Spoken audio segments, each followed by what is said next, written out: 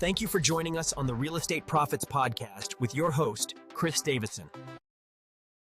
Welcome back to the Real Estate Profits Podcast. I'm your host, Chris Davison, and today we're covering an important topic that helped me go from wanting to get into real estate to scaling my real estate investment business. The 10X leap or 10X method is what I found out in scaling is actually easier than incremental small growth. So today let's unpack that. Now here's the trap that most people fall into, including me. Most people believe a 10X goal means working 10 times harder, and folks think, like I did, that it's about more stress, more hours, more gray hair, no hair like me.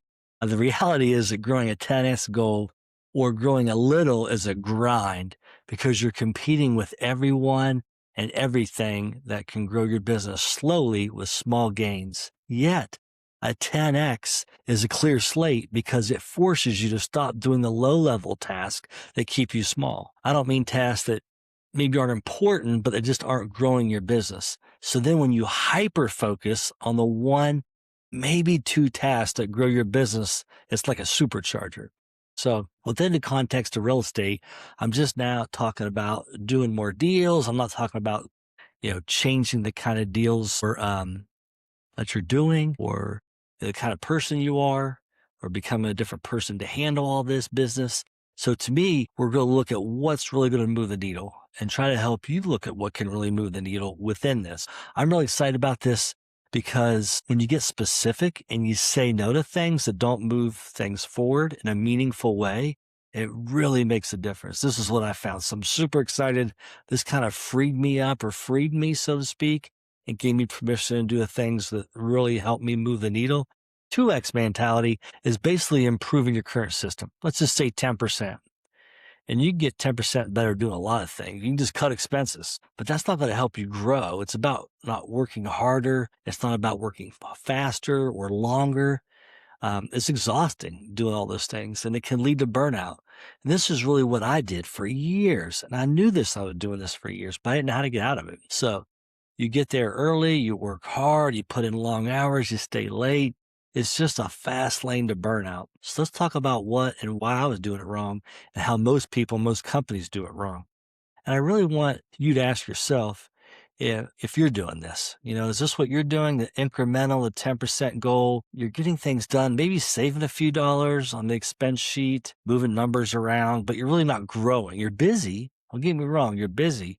And I think that's an epidemic in America. We're busy, but we're just not growing, especially growing the way that will grow now, that can compound things for you and really just grow your retirement or really grow for your kids' college or grow to get out of that job that you hate. What can you do now? And I think the sooner you do that and start unpacking the things that you can do now to help things grow, you can get to that goal much, much faster. So not about just doing more, but it's about really doing less, but doing what's really important. So let's start talking. So most people start out wanting to scale by asking themselves, how can I improve what I'm already doing? And I think that's the wrong question. I think a lot of times, I know for me, I was asking the wrong questions. I wasn't asking the right questions. Most people keep the same structure, but they add effort, tweaks, they add some complexity. And this is what I really want you to think about. If you're doing this or you have this mindset, you're trying to scale. So a 10 times mentality or 10X mentality is throwing the current system away, almost completely away, so that you have space to build a new, better system. If you want to go from 1 deal a year to 10 deals a year or 10 units in a month, working harder won't solve it. It just won't. You need a completely different vehicle. You need to think differently and ask different questions. So the questions you ask yourself lead to the answers you want to get. I know some of this sounds philosophical, but it really helped me to see things differently. We'll go get into this. I'm really excited about some of these principles and things you might have heard of, but maybe a new take on them. And it's nothing rocket science. Everything's been done under the sun before, but it's a different way to think about it maybe that you haven't thought about it before. So you should be asking yourself, if I had to grow massively, what would I stop doing? A lot of people ask, what should I be doing? But I think this is a critical question. If I had to grow massively, what would I stop doing?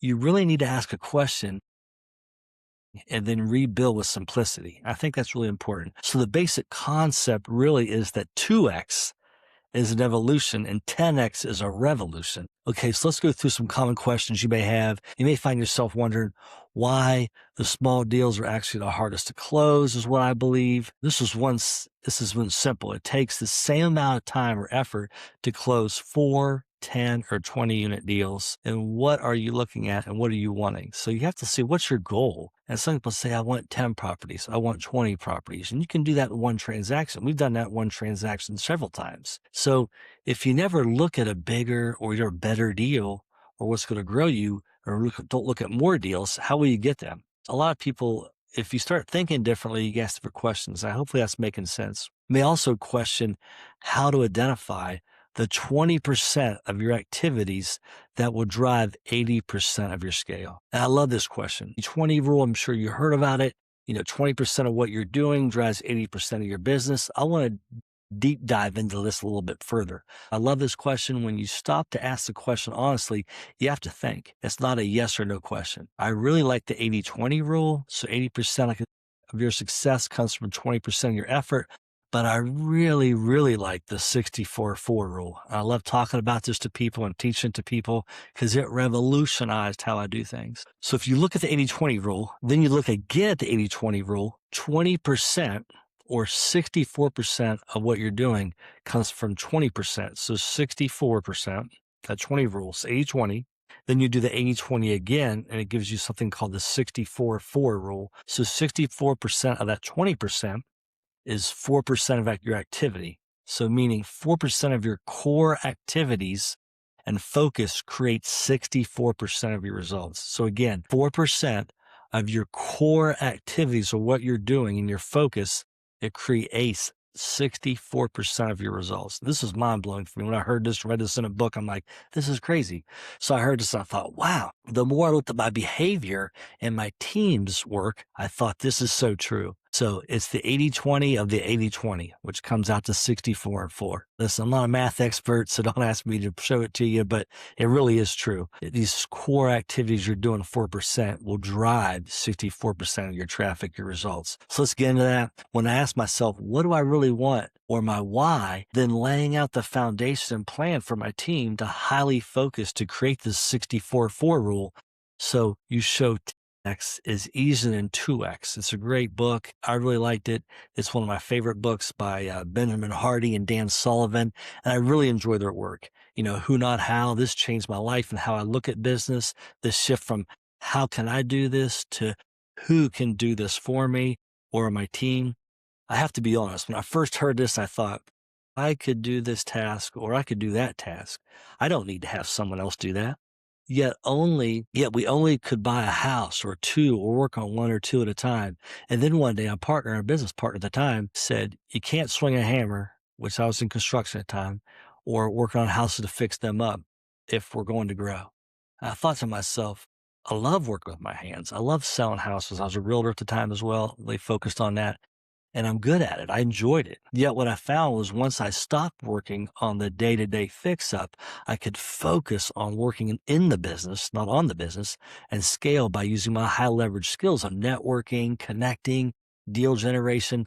And this launched our business. It just took off from 1 or 2 deals to dozens of deals within a very short period. And this is my 64-4 rule focus that scaled our business quickly. So hopefully that makes sense where the 64 comes from. So the principle here is you can grow a little if your business is just trying to grow a little. It can happen, and it may happen.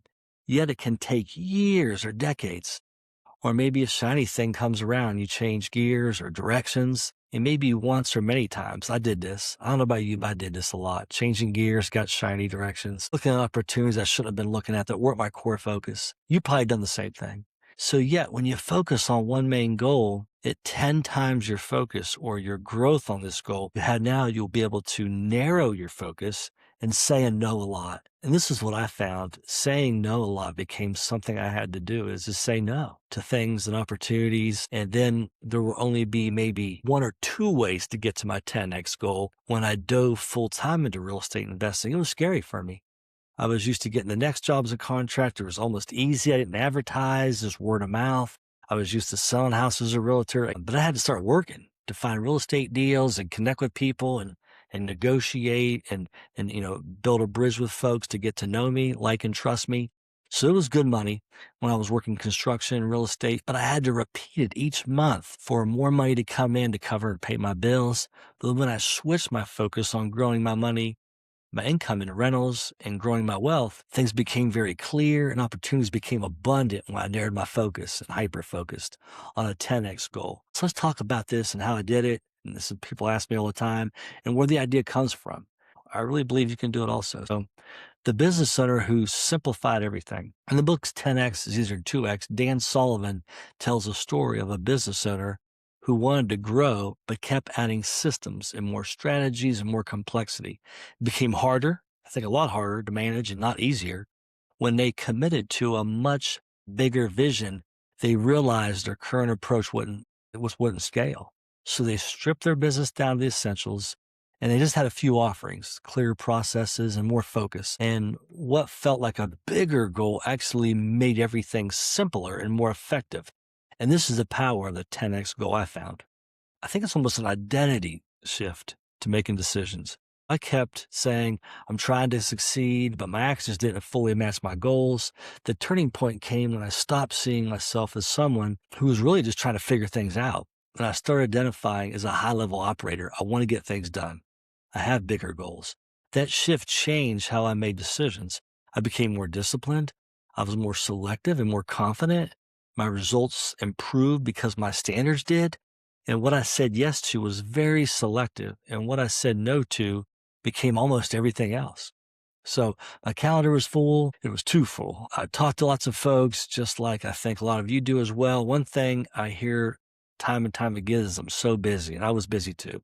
So I have so much to do. I get it. I do the exact same things, and I get the same results as some other people got as well. But as a professional real estate investor, I prided myself on being busy with every hour of my day scheduled. But despite all the activity, I felt stuck. I realized my schedule was filled with tasks I didn't need to do anymore. So by delegating, creating more jobs for people, which was awesome, eliminating tasks that I didn't need to focus on, I could have someone else help me. And then once again, even automating things to make it more proficient, easier, large portions of my workload I freed up. So I freed that time up to focus on what I actually move the needle with more space to think and act strategically. And then my progress accelerated is what I discovered. And I was a little worried about that. I thought once it got off my plate, it wasn't going to be okay. But once some of these things got off my plate, it accelerated my progress. So I did this at first by collaborating with folks. I had no cash. I had to pay them or had to do something to get, a trade going on. I would trade labor, construction stuff I could do to have for tax help or for legal help for my construction skills. I would leverage the people who knew or had skills that we were good at that can benefit me or them. And then I leveraged my skills to help others in the same way. And once you can afford to cover the cost of someone, maybe hire someone for the tasks or areas that you do not enjoy or do not want to do, like lawn care. It's just not my thing. Bookkeeping. I'm not good at bookkeeping, but I love the result. Showing units, maintenance, what things that I enjoy doing and that I could do more of and have someone else who enjoyed that do more of. Then once you can afford for others to help you, maybe hire out tasks that are low paying or lower leverage tasks for you to do higher leverage tasks to excel in your business. So it took me a few years to get to this point. I really wrestled with that. I had to bootstrap my way for a long time. I didn't have a lot of cash when I started. And now I have folks that will help these things by doing jobs they like and enjoy and they get paid for, lawn care, construction, bookkeeping, legal help, EPA. Then I can do the tasks that I love and excite me and help me grow, but it really helped everybody grow. So you can't let the past define your future. You really can't, and to get to where you want to go is going to be different than where you are now. So here's some things that held me back for a while from my 10X goal. For a time, I had based my goals on what I had already achieved. I think this is very dangerous. So aiming for small incremental improvements, but when I had a mentor challenge me to think beyond my past results, everything changed. I started setting goals based on what I truly wanted, not what I felt realistic. That shift pushed me to think differently and to act differently and to pursue opportunities I would have ignored before, which was leading me to further growth. And I found out in my business and in my little world, I'm my own worst enemy. And the mental thoughts that hold me back and rob me of joy and success are the stomach blocks that I have. Think about your life. The one thing holding you back is you. You can control your own time and what you do with it. You can invest time in learning, networking, growing your business. I am where I am because of the good or bad decisions I've made, just like you.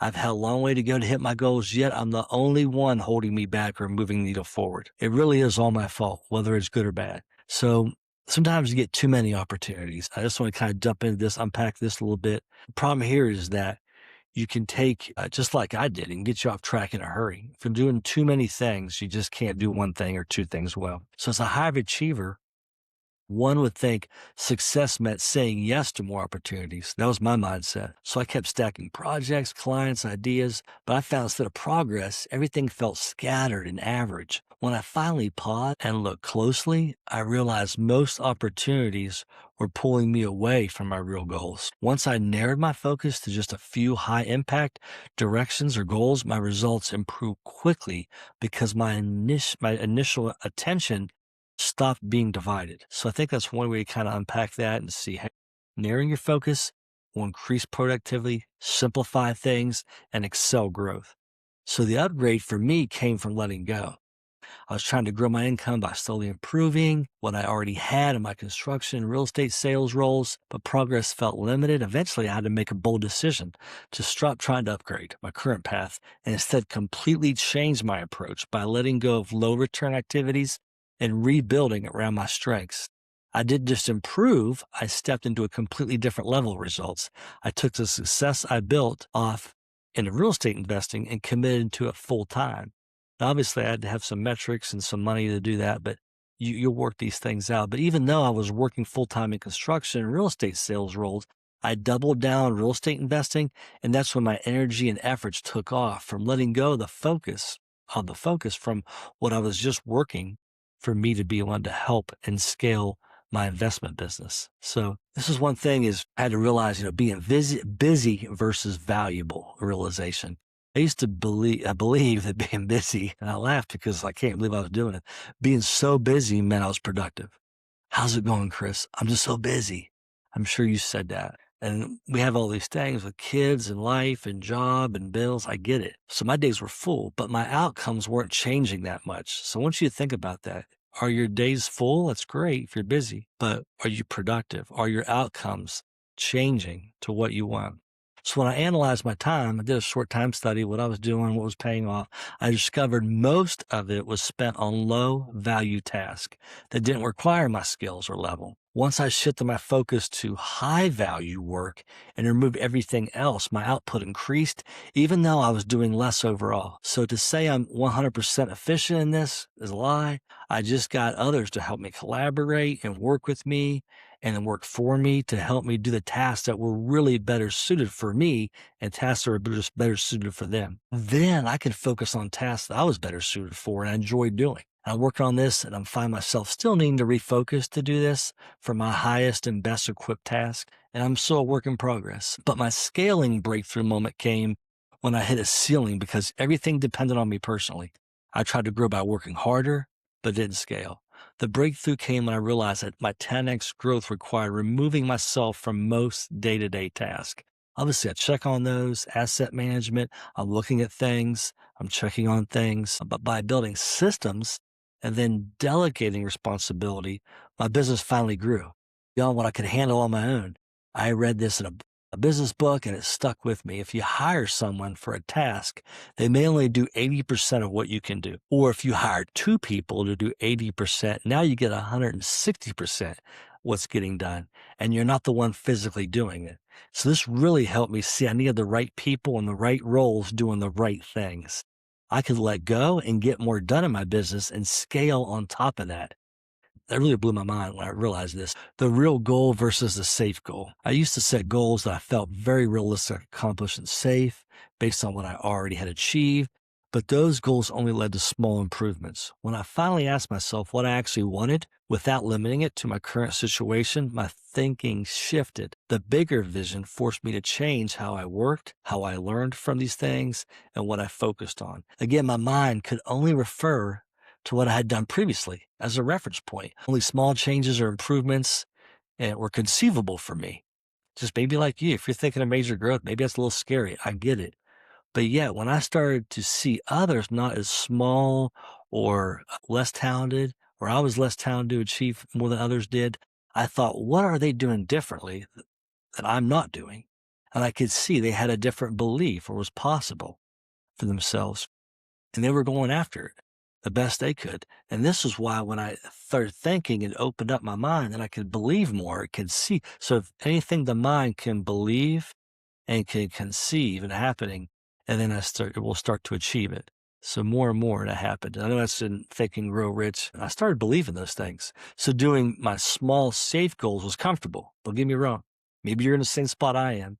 Yet thinking and then pursuing bigger goals challenged me for more. And I enjoyed it more, not for more just because of the sake of more, but for better achievements. So my focus breakthrough came when the one thing that moves everything was juggling multiple goals at once, hoping progress in a lot of areas would happen and lead to success. Instead, I stayed stuck. Eventually, I identified the one, two things I was good at and actually create the most of the results, and I cut everything else out that I could. With that level of focus, my progress started compounding.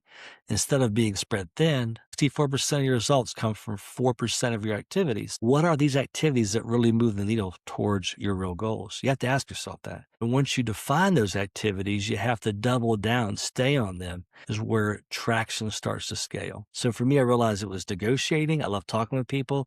I love networking, and I love doing deal structure. So those are kind of three, but they all kind of relate. Houses and 2 duplexes. After years of investing, I bought 2 houses, 2 duplexes in a deal, reached out to the point where traditional scaling or saving or buying one property at a time and saving up and relying on standard financing was not creating meaningful acceleration for me. So instead, of continuing to grow linear, I shifted to a 10x model instead of growing linear. So my mindset and focused on structure rather than accumulation. And that shift led me to create an acquisition strategy, controlling 4 total doors, 2 single families and a duplex without bringing new capital to the table by stepping into an existing mortgages instead of originating new ones was a strategy that we use. So one loan was tied to a couple houses and a duplex. Instead of a large upfront investment for one property, I was getting 4 sometimes. In this particular deal, I can structure it and do monthly payments to the seller with 0 down, effectively replacing capital with designing an owner finance deal with no money down. So rather than adding another small step to my investment journey, this, for example, was a move that represented a leap in how I could create control and cash flow. So after years of doing things the conventional way, the breakthrough wasn't finding more money, I found. It was restructuring the deal so I could scale without wanting for capital to catch up. So we've done this many times. I'm just using this as an example of how you can scale. We've done this in many ways, all leading to huge growth. The curse of small thinking I see all the time, and I've experienced for myself, is everyone's fighting for a 100K starter home. And in my area, you can still do that. Or they're a flip or a single family rental. And that's the 2X space. There's nothing wrong with that. I take those deals as they come. I'm not beating anybody up for it, but it's crowded and it's noisy. And when I aimed for 2X, I kept my bad habits because they still mostly worked. But in 10X, these habits break immediately. So trying to manage 2 rentals by myself, it was annoying, but managing 20 myself would be impossible without any help at all. Now, you can still do that. You can still put effort into it. You can still probably manage 40 by yourself for 50. But when you force a 10X will force you to build systems, which I think are awesome. And that mental fatigue goes away because now you have systems to rely on and to go back to.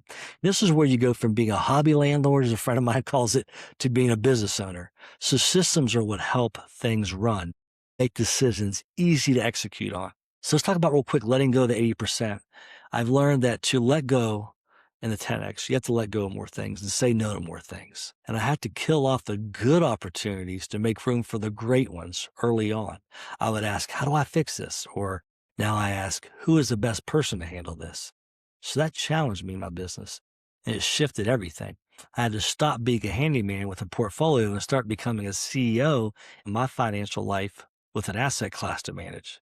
When you're eliminating the 80% elimination, is the hidden weight I was carrying around. I relate a lot to the story of 10x is easier than 2x and what it talks about, because I was working nonstop, answering emails, chasing deals, trying to improve everything, but growth was still slow. When I stepped back, I realized most of what I was doing actually didn't drive results. A small percentage of my work was creating almost all of my progress. Optimizing everything I could, I cut out roughly 80% of what I was doing. And I hyper-focused and I looked at those draining opportunities and I dropped those projects that didn't move the needle. I stopped saying yes to things that just felt productive, and what was left were my best relationships, my highest return activities, and my core strengths. And that's when everything started compounding. I realized growth doesn't come from doing more. It comes from removing what doesn't really matter. Does that make sense? So building the 10x infrastructure, I realized 10x is like, this was mind blowing for me. 2x is like 1 plus 1, but a 10 times growth pattern or 10x is like 2 times 5. It's leverage to scale. I focus on 3 things. Look at leverage everywhere in your life. How can you leverage what you're doing? How can you leverage other people's time opportunity? Let's just this real quick. You've probably heard this before. There's 3 things I try to scale on to focus. And the 3 R's: OPM, other people's money. So I give them a good return for their money, for me to borrow it to buy something or to fix something up on a project. They win, I win. To me, it's great. It adds a lot of value to them. It helps me. Other people's time. What skill or knowledge set do I not have from somebody that I can leverage, either pay them for or trade or utilize and give value in return? So other people's money, other people's time, and then the systems that run without me, because I can't make 10x on my own. Can't save enough time, and you can't save enough money. You never save your way to wealth. You never save time. Does that make sense? I think a lot of people ask that question like, hey, how can I just save more? And you can save more, but that's not investing. Saving and investing are 2 different things. I want to make sure I'm real clear about that. Saving is emergency fund. Saving is for something happens, 3 to 6 months of expenses. Saving is for, capital reserves. I get that, but that is not investing. The impossible question I ask myself this now is, if I had to do 10 deals next month or lose everything, I like these kind of questions. What would I stop doing immediately? So I wouldn't be driving for dollars. I wouldn't be doing low-level tasks. I wouldn't be stuck in the weeds mentally. I'd be focusing on several things, small things, not many, but several small things. Raising capital, structuring deals, high leverage decisions. What I found is being a newbie to scale into somebody who more of a real estate mogul, I realized something most people don't talk about. It can actually be easier to buy a 20-unit apartment complex or 20-unit portfolio of single-family houses than 20 single individual homes. Why? Because the bigger deals come with systems. Sometimes they have management already set up. They're all linear. There's structure built into it. And at 10x, it's not just looking for deals. I'm looking for deals that are already scalable. So don't get me wrong. There are pros and cons to each deal, whether it's a single family, a multifamily, how it's structured, owner financing, traditional financing. But I look at both deals, and with the lens, how can I scale? This makes it much clearer. This is something that really had to help me. I didn't like, I'm a people pleaser, I'm a recovering people pleaser. It's the power of, I want to say yes. If you need my help, I want to say yes naturally. But the power of no, I had to really embrace this and then say no to a lot of things that were super hard for me to do. This one lesson was one of the hardest lessons for me. Next is about subtraction, not addition. I've had to learn to say no to 20K deals so I can focus on 200K opportunities or even $2 million deals and above. The effort is often the same, but the outcome is completely different. Staying small might feel safe, but in reality, it's the riskiest place to be. One of my favorite stories my old partner and I used to talk about is, are you painting? We would joke about this a lot. This comes from a book, Landlord on Autopilot is where it comes from. So he was a real estate investor, and he said, hey, I need to paint this small apartment. I'm going to take the day off, turn my cell phone off. I'm going to do this on Saturday, not talk to anybody, get the whole thing painted in a day. We spent a very long day doing this. In the day, he got done, start checking his messages that evening. One lady called him to sell her house and needed to move out of state quickly. So she was selling it for nothing, like 30K. It was worth 120K. Then the next message after that was his buddy, one of his best friends, told him about a lady he just bought a house from for 30K. It was worth about 120. He was realizing that he was painting and not answering his phone, and he lost out on 90K in the process by painting physically, not doing the highest and best activity for his business. By doing a job he could have paid a few $100s to have done. You say yes shapes what you're able to do with the power of no. It will define you. I became an investor who stopped chasing every deal. I used to think saying yes to more opportunities meant more success. I wrestled with that, but all I did was overwhelm myself and keep my results average. But when I became more selective, just like you, and pursuing deals that truly align with my goals, everything changed. Saying no created space, and that space was what allowed me to grow by seeing better opportunities. And that I learned that 2X is about the past, doing what I already know and basing it off that, and just doing more of that. Versus 10X is about the future, doing what's required, and if it's completely new. And to scale like that, I realized I had a reputation of creating value because I can't grow 2X. Here's what I challenge you to do.